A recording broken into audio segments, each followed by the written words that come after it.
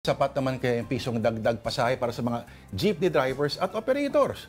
Nako, meron pong tumututol dyan at dahil alam niya, ang sinasabi po nila ay mahihirapan yung ating commuting public. Tanungin po natin mga kapatid, ang chairman po ng Grupong Manibela, si Ginoong Mar Valbuena. Magandang araw, Kamar. Si Lord po at si Denise.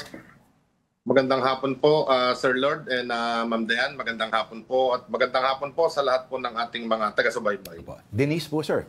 Okay. Pero simulan po natin Denise, magandang hapon po. Magandang hapon po. Kayo po ay tumututol sa pisong taas pamasahe. Pero sinasabi mo paano naman, hindi kaya lugi po kayo dito sa pagkakataon ito? Nakikita natin, Sir Lord, itong napipinto na pagtaas ngayong susunod na linggo dahil nasa halos 5 piso na po yung itataas ng krudo at halos 3 piso po sa gasolina, 5 piso rin po halos dito sa kerosene. Malaking dagok na naman po ito sa amin, Sir Lord, Ma'am Dayan.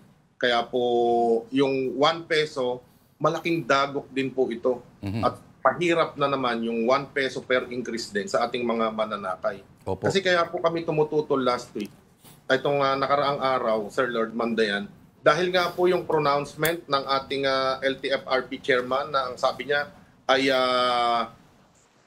parang dito lamang sa mga traditional jeepney. So magiging magkaparehas na kami ng pair nitong modern at traditional. So wala nang pagpipilian na mas mura yung ating mga kababayan. Kaya hindi ba parang tinatanggal na talaga kami sa kalsada pag gaganito po? Ano nga ba yung lohika nun na sa inyo lang yung may increase, doon sa mga minibus ay wala naman? Ang mangyayari po niyan, baka wala na hong sumakay sa mga traditional jeepney dahil nga po ang comparison nito, naka-aircon yung kabila, yung sa amin pong mga traditional, hindi. Pero parehas lamang po yung pamasahe na i-impose po sa amin, Sir Lord, Ma'am Dayan. Chairman, Denise Tan po ulit. Denise, sorry. Opo, okay lang po. Wala pong problema. Sir, ano naman po yung mga na-reaksyon ng mga nakakausap nyo? Ano, kaya pa po ba ng mga tsuper, mga operators, itong increase na manggaganap? Dahil yun nga pong increase na mas mababa, talagang dumadaing na ang ating mga kababayan. Tapos ito, halos 5 pesos, ano? Yung increase po na 5 pesos sa crudo, tapos 5 pesos din po ang gusto nga ng pag-aaralan din ng LTFRB. Hindi lamang po yung piso, Ma'am Denise, pati po yung 5 peso na petition dito sa ating mga naunang nag-file nito. Baka gusto rin nilang i-increase po talaga yung pamasahe. Pero baka naman wala na rin sumakay sa amin pag ganitong sitwasyon. At sigurado mahihirapan po talaga yung ating mga mahal na mananakay.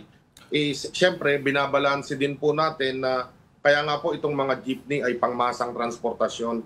Ang hinihiling nga po natin, Ma'am Denise, Sir Lord, ay kahit isa lamang doon sa ipinataw na yung value added tax, yung excise tax, kahit lamang po yung excise tax na 6 pesos ay matanggal muna pansamantala habang may conflict sa Middle East, ay malaking bagay na po sa amin ito. Pero kung titignan natin doon sa nakaraang interview, wala pang 10% o kahit sabihin na natin 10% lamang ang inaangkat natin sa Iran na crudo. Wala na po ba tayong ibang pagkukunan ng petrolyo bukod po sa Iran dito sa 10% po na kinukuha natin sa kanila? At nang sa ganun po ay hindi po maapektuhan yung presyo ng crudo o ng mga petrolyo dito po sa atin sa Pilipinas. Okay. Lalo po dito sa ginagamit ng mga public utility vehicle. Lahat po ng mga PUVs, hindi lamang po ang jeepneys. Oo, sa tingin niyo ba, Kamar, merong sapat na transparency doon sa, yung sinasabi nila kasi, itong price per barrel, pero meron ho ba tayong sapat na parang, yung paglilinaw kung ito yung computation nito, kaya umabot sa ganito? Kasi parang ang paliwanag lang lagi may dahilan. Kung natalisod lang yung isang ayatollah sa Middle East, biglang may taas presyo. Pwede rin may nangyari sa China, pati yung mga tariff, pinopoint out, tariff ni Trump sa Amerika at ibang bansa. Lagi may dahilan pero kung hindi naman po, Kamar, ano naman po ang solusyon na nakikita po kaya ninyo, maliban po sa sinabi po ninyo? Kasi tama yung sinasabi nyo, Sir Lord, na wala namang basihan yung increase, parang tumingala lang sa langit nakita na pwede natin palang i-increase ng ganito kalaki, parang ganun po ang nangyari. Ilang days po ba yung petroleum reserve natin dito sa Pilipinas? Yung Yan ang reserve. gusto nating malaman kung kailan ba tayo umaangkat ng mga produktong petrolyo bago po tayo magtaas. So yung sinasabi natin na 15 days na oil reserve na sinasabi nila, masyado pong maliit yung o maigsi yung span nito na lalo ngayon na may conflict. Dapat magkaroon ng contingency ang ating gobyerno na itong mga private oil companies lamang ang pwedeng umangkat kasi ang sinasabi nila hindi daw kaya nitong mga private oil companies na umangkat ng aabot ng isang buwan yung ating oil reserve. Hindi mo ba dapat ito yung unang pag-aralan natin at nang sa ganon may mga ganitong klase ng conflict hindi agad-agad tayo nagtataas ng mga produktong petrolyo. Oo. Kamar, baka may paraan na kung nagawa ng paraan na yung Pangulo sumakay ng tren. Dati, alala niyo, di ba? Baka may paraan din na parang si Panelo dati. Makasakay, mag-commute via jeepney. Pero alam natin, security nightmare yun. Pero di ba kung ano kaya ang may ibubunga kayang matino yung ano kaya pwede niyang makuhang mga insights kapag sumakay sa inyo? Siguro, Sir Lord, siguro ang hamon natin sa ating Pangulo na masubukan yung flight nitong ating mga pobreng tsuper, ng mga jeepneys, maintindihan niya kung ano yung pinagdadaanan namin na hirap kapag kami nagpapakarga ng krudo at kami ay bumibiyahe sa araw-araw, sa maghapon. Matubukan po ng ating Pangulo na sumakay sa ating mga jeepneys. Kung hindi man, mismo si Secretary Vince Dizon, ang nakita ko lang kasi ang sinasakyan niya puro tren.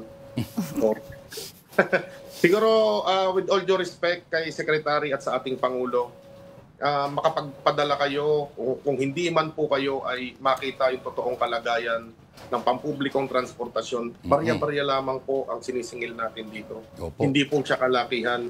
Maitawid lamang po namin yung pang-araw-araw at nang sa ganon ay mabuhay din ang aming mga pamilya.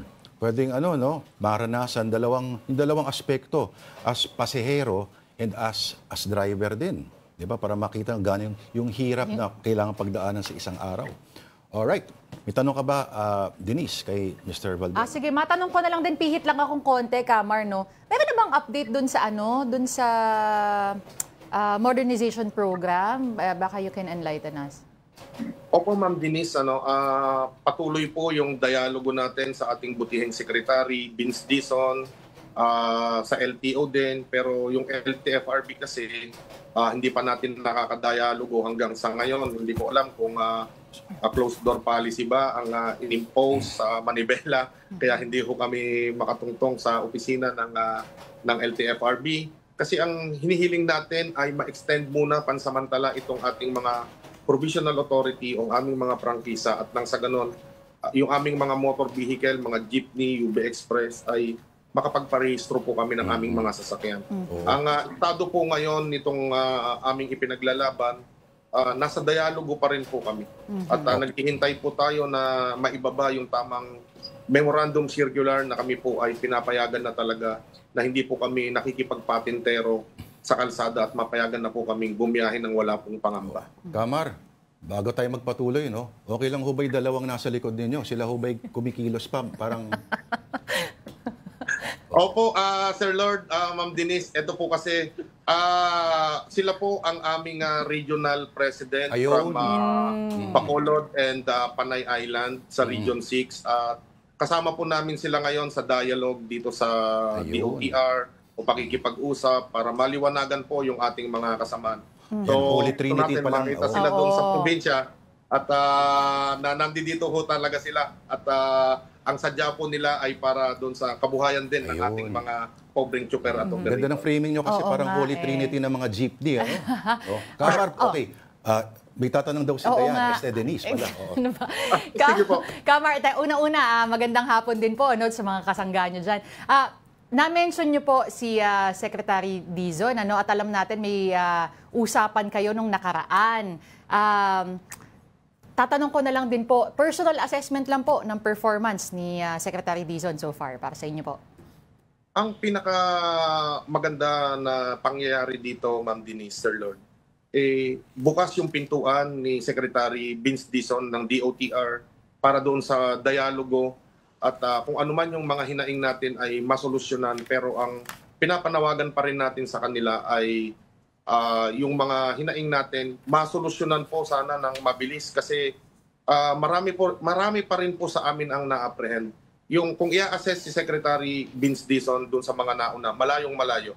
Sa ngayon po, malayong-malayo at mabilis po yung pagkilos niya. At nagpapasalamat po tayo dito. Kaya ganun pa man, kaya kalmado rin tayo ngayon. Wala pong mga transport strike. Isa na lamang po ang pinapanawagan natin, yung pamunuan po ni Chairman Chopi Leguatis III ng LTFRB na sana magkaroon ng tamang dialogo po sa inyo. At kayo po ang nakakaalam doon sa mga hinaing namin kasi baka po iba ang binibigay na feed o balita dito, report sa ating butihing sekretary. Opo. Yan po isang paksa para sa susunod pang pag-uusap. At this point, nagpapasalamat kami sa inyong panahon. Manibela Chairman Mar Valbuena, pati na rin ang dalawang tropa natin doon sa iyong likuran, Sir Mar.